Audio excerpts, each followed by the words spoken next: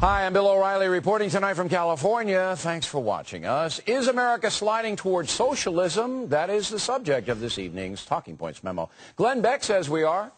He's convinced the USA will soon be the United Socialist States. Now, I don't think we're there yet, but there are certainly people who want the government to control the economy and control how much money you have.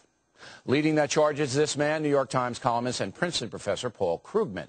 For years, he has been promoting massive government spending, income redistribution, and the socialist buzzwords economic justice. Here's Krugman's latest. The chances of you being able to do this without nationalizing at least a couple of the really troubled banks are not too good. So we got maybe $650 billion of actual stimulus trying to fill a $2 trillion plus hole. It's going to need more.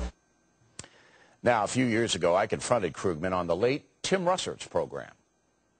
The United States is the lowest taxed advanced country by far. Yeah, because we're not a socialist country. And when did the R&D blow and get into the 90s, the go-go 90s? It happened when Reagan cut taxes, all right? I love this. All the corporations started R&D. I don't care whether you believe it or not. You're a quasi-socialist. You want a big government creating jobs. I want the private sector to create jobs.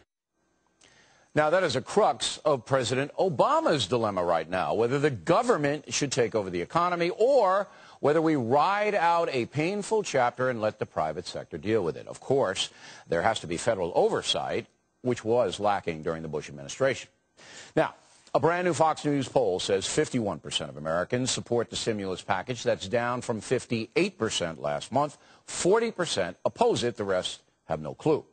One of those against the stimulus package is actor Kelsey Grammer, who spoke about it to CNSnews.com.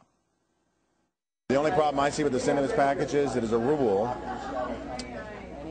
it awards all the people that are evildoers, all of them, and that's a problem for me personally. The bill is fraught with the idea that those who did the most damage to our country, from the bottom up and the top down, are the ones that are actually going to get the most reward. Now, millions of Americans agree with Mr. Grammer. The problem is there's so much danger in the air that there's not a cohesive alternative to stimulating the economy at this moment.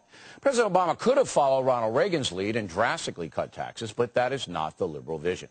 And so we have a struggle between traditional conservative Americans who want the private economy to continue its dominance and the liberal socialist crew who want the government to run the show. It's a dual track. We've got to defeat the recession, which is causing immense pain, but in doing so, do we really want to change America into Sweden?